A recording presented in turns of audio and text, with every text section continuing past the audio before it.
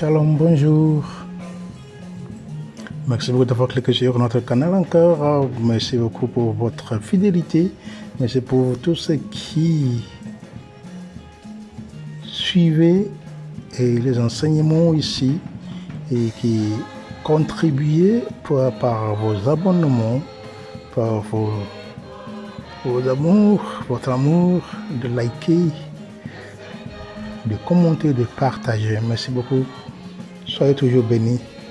Voilà, aujourd'hui nous voulons parler de la vie du roi Salomon. Roi Salomon, qui était-il? Que pouvons-nous apprendre de lui? Quelle a été sa vie? Donc le roi Salomon, sans perdre de temps, le roi Salomon était le fils du roi David. Et il a essayé dans sa vie d'écrire. Il a essayé d'écrire le Cantique des Cantiques, le livre de l'Ecclésiaste et la plus grande partie du livre des Proverbes.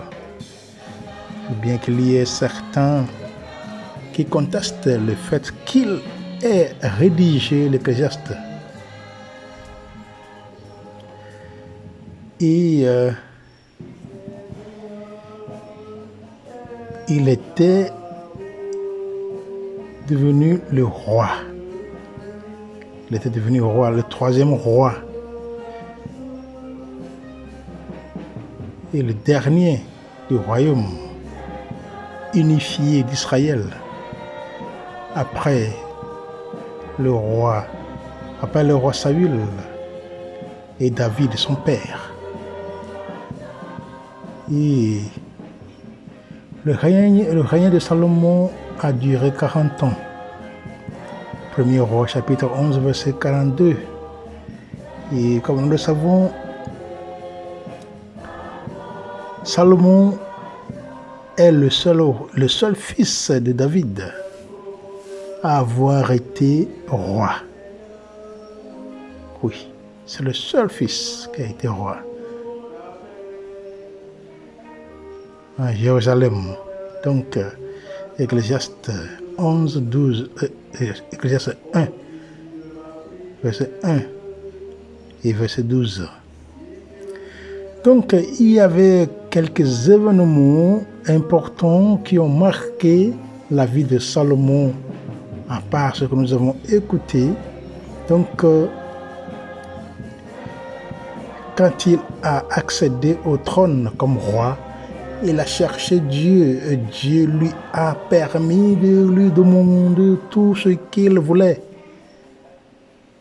À cause de cette relation qu'il a eue avec le Seigneur lui a demandé de lui faire demande.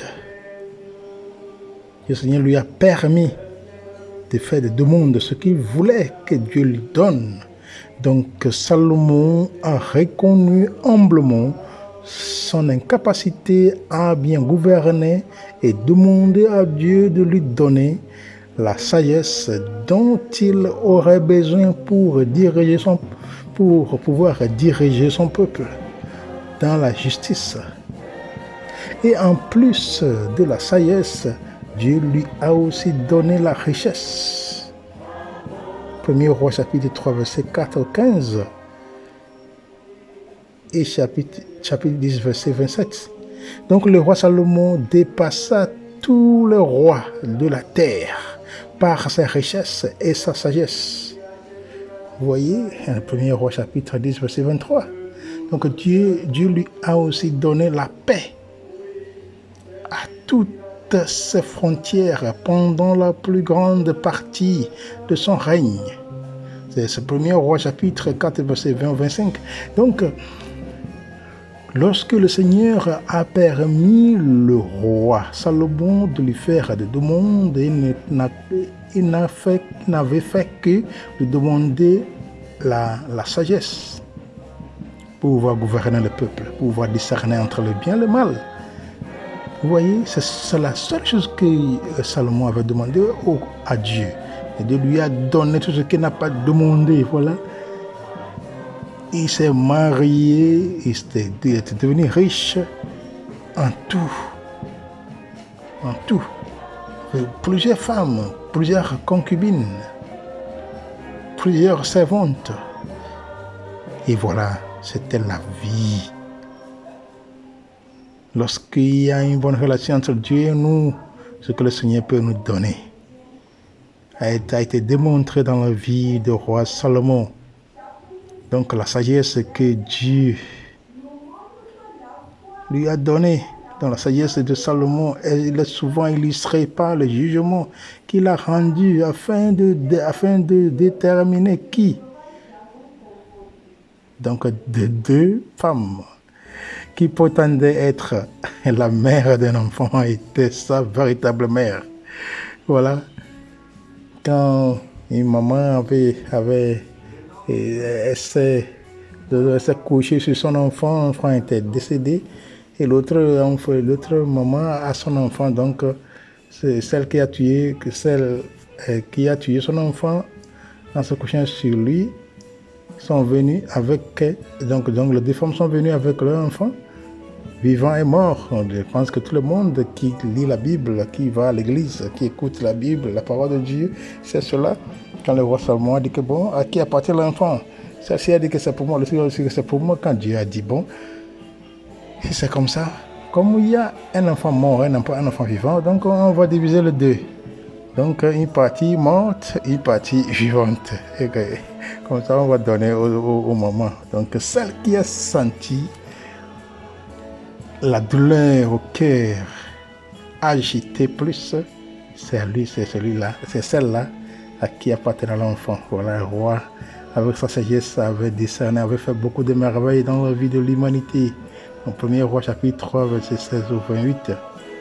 Et puis voilà, il a proposé de couper l'enfant de ce que nous avons dit, sachant que la véritable mère préférerait perdre son enfant au profit d'une autre mère qui de le voir mourir.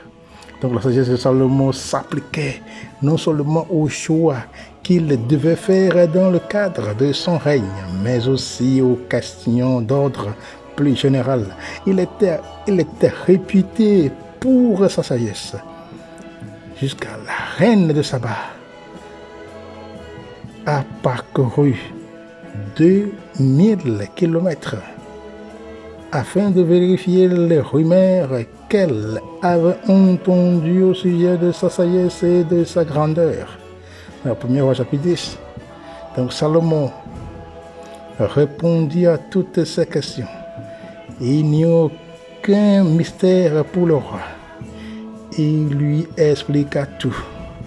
La reine de Séba vit toute la sagesse de Salomon, le palais qu'il avait construit, les plats servis à sa table, le lieu d'habitation de ses serviteurs, les fonctions et les tenues de ceux qui le servaient, ses responsables de boissons ainsi que les holocaustes qu'il offrait dans la maison de l'Éternel.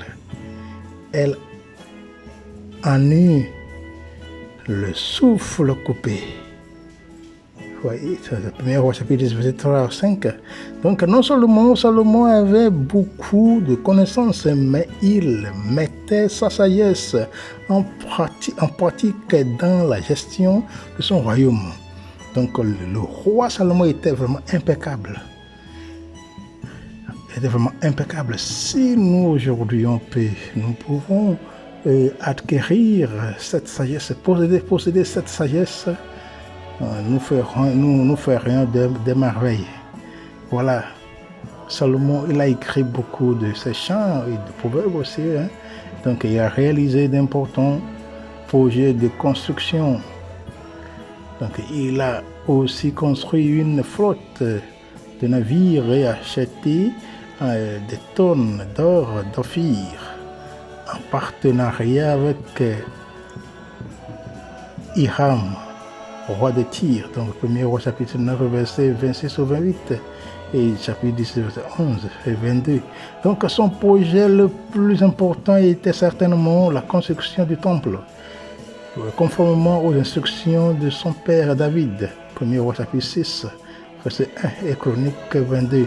Voilà comment David voulait construire la maison pour Dieu. Dieu a dit non, toi tu ne peux pas parce que tes mains sont salies de sang. Toi tu ne me construiras pas le temple. Dieu a dit à David. Donc c'est Salomon qui est venu construire le temple pour le Seigneur. Donc Salomon, sa vie, comme nous l'avons vu, de par les bénédictions que le Seigneur a versées sur lui, Salomon, il avait 700 femmes et 300 concubines, dont beaucoup étaient des étrangères. Donc vers la fin de sa vie, elles l'ont publiquement entraîné dans l'idolâtrie. Donc ce qui a beaucoup irrité Dieu, 1er roi chapitre 11, verset 11 à 13. Et 1er roi chapitre 11, verset 9 à 10 dit que l'Éternel fut irrité contre Salomon parce qu'il avait détourné son cœur de lui, le Dieu d'Israël, qui lui était apparu 2 fois. Il lui avait pourtant expressément défendu de suivre d'autres dieux, mais Salomon ne respecta pas ce commandement de l'Éternel. Alors Dieu lui a dit qu'il lui arracherait son royaume, mais pas de son vivant, à cause de David. Vous voyez que la manière dont Dieu aimait beaucoup David. Dieu a mis toute sa confiance en David. Donc Dieu ne pouvait pas blesser cette alliance qu'il a scellée avec David. Donc comme Salomon est l'enfant de David, Dieu ne veut pas faire les choses pareilles. Donc Dieu lui a promis aussi qu'il ne lui arracherait pas tout le royaume. Pendant ce temps, il lui a suscité des ennemis qui lui ont causé des problèmes pendant le reste de sa vie. Dans le 1er roi chapitre 11, verset 14 au 25, donc Jéroboam, qui deviendrait le premier roi d'Israël, a également commencé à se rebeller contre lui avant de s'enfuir. Oui, donc 1er roi chapitre 11, verset 26 au 40. Donc à sa mort, à la mort de Salomon, son royaume a été divisé entre son fils Roboam et Jéroboam. Dans 1er roi chapitre 12, va nous parler de ces événements. Donc, parlant de la vie de roi Salomon, il y a aussi beaucoup de leçons à tirer de la vie, de sa vie. Et d'abord, si nous cherchons Dieu de tout notre cœur, il se laissera trouver par nous. Le 1er roi chapitre 3, verset 30. 1er roi chapitre 3, verset 37. Donc Dieu honore ceux qui l'honorent. Si nous honorons le Seigneur, lui aussi va nous honorer. 1er roi chapitre 3, verset 11 au 13. Et 1er Samuel chapitre 2, verset 30. Donc si nous reposons sur le Seigneur, il nous équipe pour accomplir les tâches auxquelles il nous appelle. Comme le 1er roi chapitre 3, comme dans le livre de Romains, chapitre 12, verset 3 à 8, comme 2 Pierre, chapitre 1, verset 3. Donc la vie spirituelle n'est pas un sprint, n'est pas un sprint. Je veux dire un sprint. Bien, un sprint. C'est comme un mot en anglais, c'est un sprint. Mais un marathon où il ne suffit pas de toujours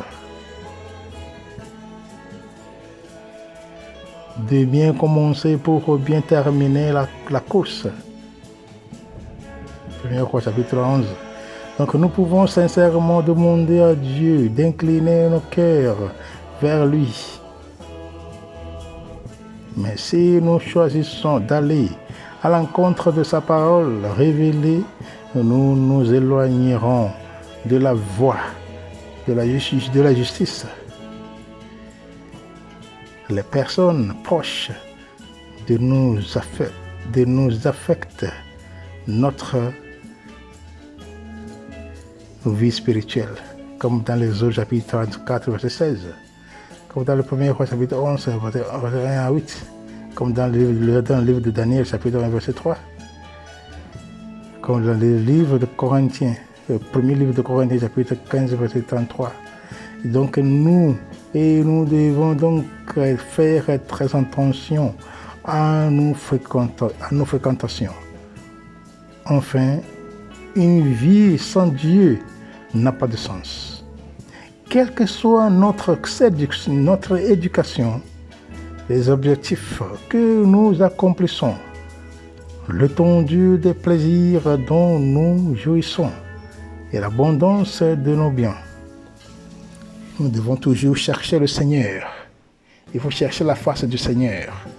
Il faut chercher sa face, il faut chercher sa présence. Donc sur ce canal, nous avons beaucoup parlé de toutes ces choses qui vont toujours chercher le Seigneur. Que le Seigneur soit le premier, que le Seigneur soit la fondation, que le Seigneur soit notre tout. Nous devons ouvrir nos cœurs pour pouvoir accueillir la présence du Seigneur qui nous aide, qui nous illumine. La présence du Seigneur qui nous fait du bien, la présence du Seigneur qui nous donne toutes sortes d'illumination, d'inspiration. La présence du Seigneur qui vient nous encombrer.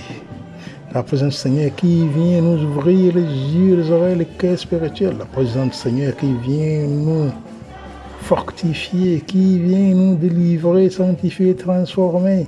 La présence du Seigneur qui vient toujours nous guérir, nous protéger, nous restaurer, nous réparer. La présence du Seigneur qui vient toujours nous augmenter la foi. La présence du Seigneur qui vient toujours nous aider à pouvoir bien réaliser le bien-être de notre destin. La présence du Seigneur qui vient changer tout dans notre vie. La présence du Seigneur qui vient nous encourager dans nos détresses. La présence du Seigneur qui vient nous relever lorsque nous sommes tombés par terre, lorsque nous sommes tombés dans notre foi en lui. La présence du Seigneur qui vient nous pousser d'aller de l'avant. La présence du Seigneur qui vient nous vraiment aider à pouvoir discerner le bien du mal. La présence du Seigneur qui est là pour guider tous les prophètes dans l'histoire de l'humanité. Cette présence du Seigneur qui vient nous aider, nous, vous et moi, d'être qui nous sommes. C'est une grâce. C'est une grâce énorme qui vient nous aider en tout temps. C'est une grâce énorme qui vient toujours nous aider à pouvoir nous accéder à notre salut. Pour la gloire de Dieu, pour sa gloire. Donc nous sommes, vous et moi, nous sommes appelés à ne plus commettre, à ne pas commettre le péché comme ceux du roi Salomon, quand le Seigneur lui a dit de ne pas se mêler, de ne pas se marier des femmes étrangères. Pourquoi Dieu ne voulait pas? Parce que Dieu sait que lorsqu'il va se marier avec d'autres femmes, il va adopter leur Dieu, il va adorer leur Dieu au fur et à mesure que leur amour s'affermit. C'est ça. Donc c'est ce qui s'est passé même. C'est pour ça que le Seigneur s'est fâché. Comment est-ce que moi, j'étais préparé, je suis le Dieu, je suis votre Dieu, le Dieu d'Israël. Et toi, en tant que leader du peuple, à son époque, pourquoi maintenant désobéir le Seigneur pour aller prendre des femmes étrangères? Parce qu'en prenant une femme étrangère, tôt ou tard, on va danser à leur rythme. Tôt ou tard, on va danser à leur rythme. D'où elles sont venues, nous allons tomber dans les pièges. en finissant notre vie, adorer leur Dieu. C'est ce que le Seigneur Dieu craignait pour que Salomon n'entre pas là-bas. Et voilà, ça s'est passé comme ça. Avec tant de femmes, de différentes cultures. Dieu n'a pas du tout aimé cela. Oui. Le cœur de l'homme qui est divisé. On ne doit pas se laisser le cœur divisé. On doit toujours essayer de laisser de côté ce qui est pour le Seigneur dans notre vie.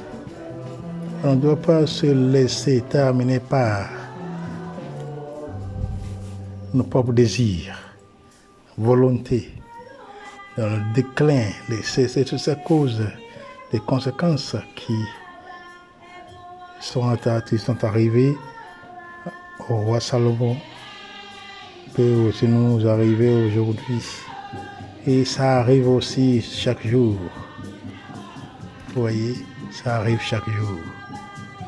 Ce n'est pas de la blague. Quand le Seigneur est sur son trône, il veut inspirer ses enfants par différents moyens. Et le Seigneur est toujours là. Que Salomon devrait écouter le Seigneur, ce que le Seigneur a dit. Il y a plusieurs femmes là où il était. Dans son royaume, il y avait plusieurs femmes. Pourquoi maintenant il a escaladé le mur pour aller dehors chercher des femmes? Peut-être les femmes, il voulait différents types de femmes. Des femmes qui sont plus belles, ainsi de suite. Une chose différente. Voilà aujourd'hui ce que se passe aujourd'hui. Non, les gens sont de l'Afrique, vont en Europe, vont aux États-Unis, vont dans l'autre monde et pour se marier. Ils quittent leur culture pour aller se marier quelque part dehors. Ça, c'est encore un autre débat. Vous voyez, lorsqu'on se marie avec des femmes ou des hommes étrangers, nos enfants ne parlent même pas notre langue. Si on ne grandit pas dans notre milieu, les enfants ne parlent pas la langue. Est-ce qu'ils sont perdus ou pas? Voilà. Ça, c'est aujourd'hui, on peut réfléchir, il faut réfléchir sur cela. Il y en a dans des cultures, étaient dans certaines cultures dans le monde où la polygamie est une richesse parce que l'homme veut avoir beaucoup d'enfants, parce que s'ils vont au champ, ils vont bien cultiver, il y en a, ils vont se départager, il y en a qui vont prendre soin d'animaux pour pouvoir leur donner à manger, à boire, et il y en a qui vont s'occuper du nettoyage de la maison, il y en a qui vont s'occuper du champ, donc champs, animaux et travaux domestiques. Donc les gens savent pourquoi. Donc c'est pour cela que même dans les cultures, dans plusieurs cultures de nos jours, continuent avec la pratique de polygame.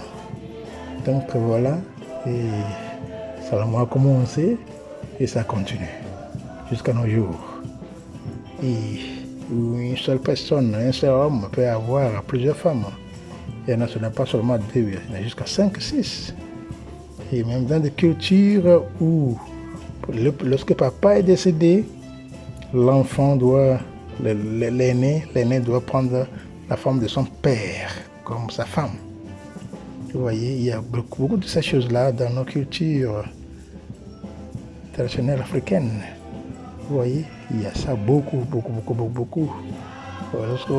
Lorsqu'on apprenait aussi à l'époque, à l'université, on avait appris aussi que dans les cultures israélites, vrai ou faux, que lorsque papa ne se comporte pas bien, et l'enfant aîné peut combattre son père. Et même s'il pouvait l'éliminer pour pouvoir reprendre son enfant, comme la femme de son papa, comme sa femme. Vous voyez, donc il y a des cultures vraiment dans ce monde. Il y a beaucoup de cultures. Lorsqu'on parle de famille, il y a beaucoup de choses complexes dans nos familles. Vous voyez, il y a beaucoup de choses dans nos familles. Et même lorsqu'on parle d'inceste, où la Bible nous a vraiment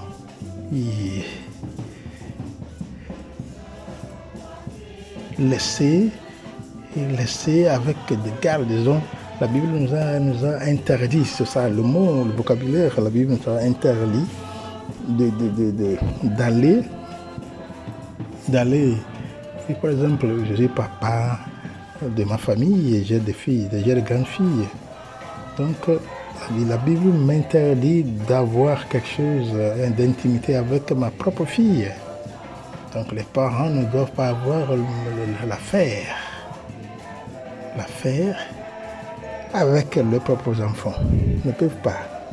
Dans la même famille, on ne peut pas aussi. Vous voyez?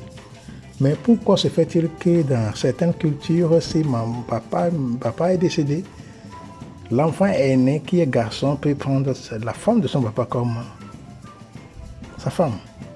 Vous voyez les choses dont on est en train de parler, la Bible dit ça, mais voilà la culture. Vous voyez, les gens s'en foutent. Les gens s'en foutent.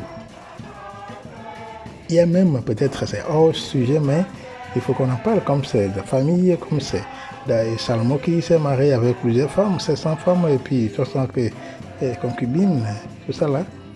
Donc, il y a dans les cultures, j'étais en train de lire et regarder, étudier, voir comment papa a dit que son fils qui va se marier, papa a dit que lui va tester sa femme, la femme avec laquelle son enfant, son fils va se marier.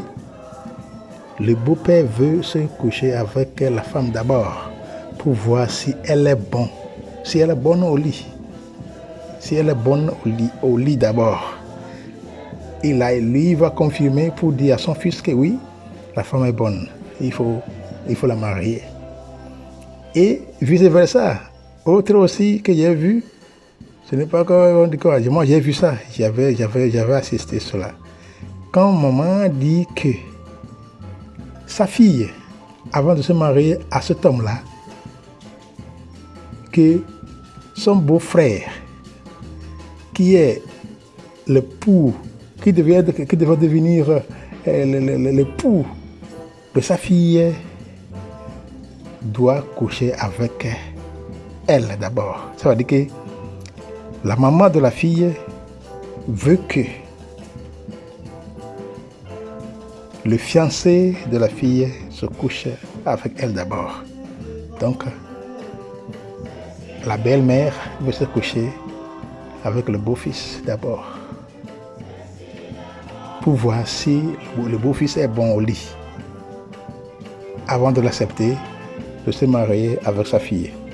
Vous voyez, ce sont des choses complexes là dans la vie.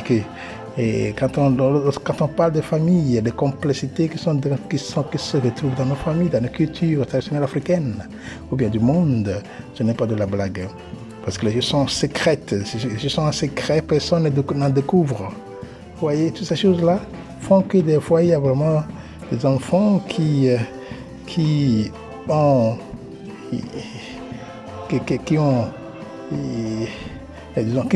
nés, on ne connaît pas leur papa et maman. Par exemple, si maman qui dit que,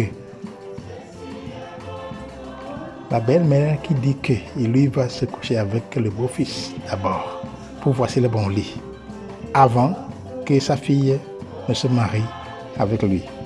Supposons qu'ils sont partis pour la faire et la belle-mère tombe enceinte. À qui appartient cet enfant-là?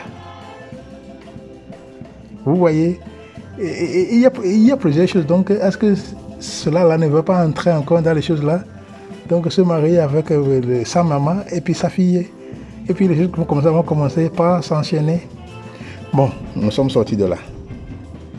Ça veut dire que la chute du roi Salomon était justement à cause des femmes qu'il a adoptées, qu'il a mariées.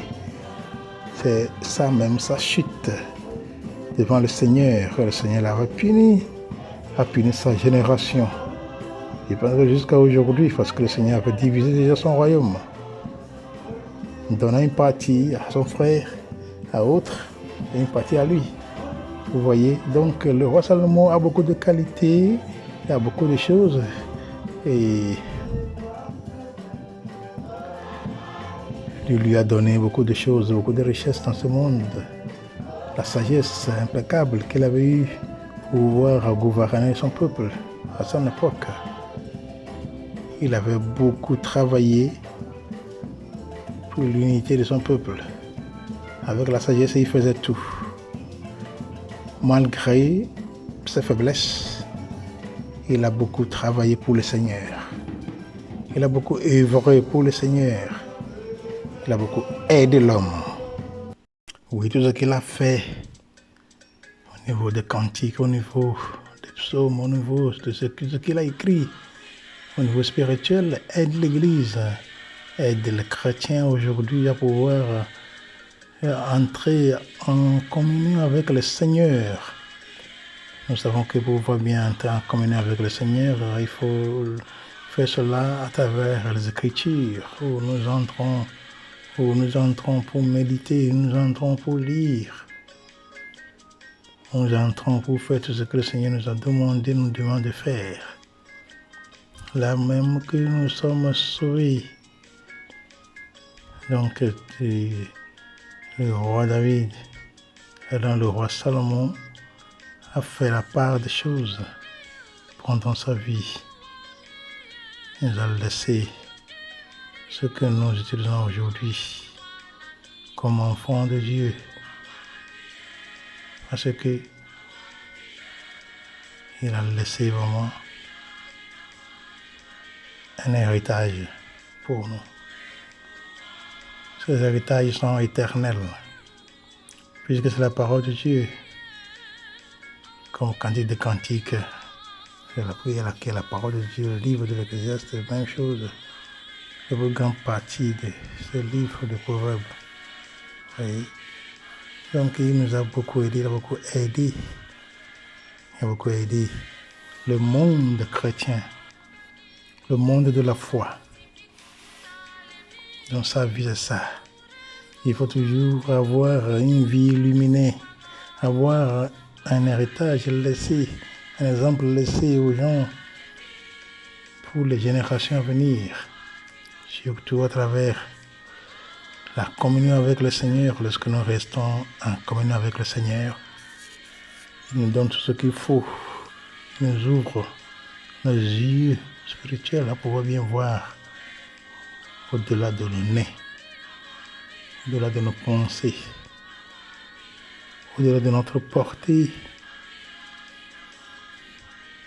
Donc il est devenu la clé. Le roi Salomon est la clé pour le monde biblique, pour le monde des chrétiens. Oui, il avait échoué, il était tombé à cause de son amour envers les femmes étrangères. Mais vraiment, sa personnalité était ça. On peut dire que ce sont les fruits de la désobéissance. Il a désobéi le Seigneur pour la première fois. Et je pense que c'est la dernière fois aussi. Le Seigneur n'a pas aimé cela parce que le Seigneur a le sentiment que lorsqu'il va commencer par prendre des femmes étrangères, ils ne vont pas comprendre la culture. Ils devront le draguer pour adorer d'autres dieux. Et lui, le Seigneur sera, et il va rester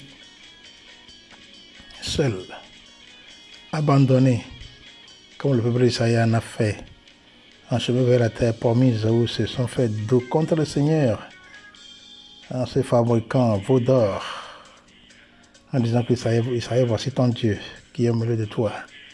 Le Seigneur s'est vraiment fâché. Vous savez que le Seigneur, Dieu, est vraiment jaloux. Il ne veut pas ce type de division en adoration envers lui.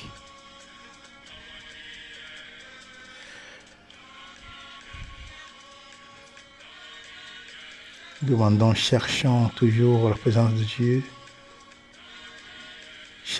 Demandons toujours au Seigneur de nous donner cette grâce. Toujours rester accroché avec lui, comme les autres prophètes en ont fait. et que d'autres puissent apprendre de nous que nous sommes enfants de Dieu vraiment. Dieu existe. Il est là. Il est pour nous. Comme si nous sommes pour lui. Emmanuel dit. Emmanuel veut dire que Dieu est avec nous, donc Dieu est avec nous jour et nuit. Même si on ne le voit pas, on se ressent là. Quand on ressent le sentiment de Dieu le Père et de l'Esprit Saint. Dieu le Fils. Merci beaucoup d'avoir écouté. Merci beaucoup d'avoir suivi. Implorons le Seigneur de nous donner la grâce nécessaire. La grâce nécessaire de pouvoir pratiquer sa parole, surtout de le chercher en tout temps, à temps et en contre-temps, pour qu'il soit toujours proche de nous. Que le Seigneur ne soit toujours loin de nous, ses enfants. Mais plutôt, qu'il ait le dernier mot dans notre vie. Oui. Si vous n'avez pas encore vous abonner, vous soyez les bienvenus, vous abonner, liker, commenter, partager la vidéo. Merci beaucoup d'avoir suivi, d'avoir écouté. Que le Seigneur continue par vous bénir. Et que cette bénédiction tombe à travers la croix de Christ au calvaire sur vous, afin de pouvoir être en bonne relation, être en mesure de réaliser le bien-être de vos destins. Pour la gloire de Dieu. Merci. Merci beaucoup. Shalom.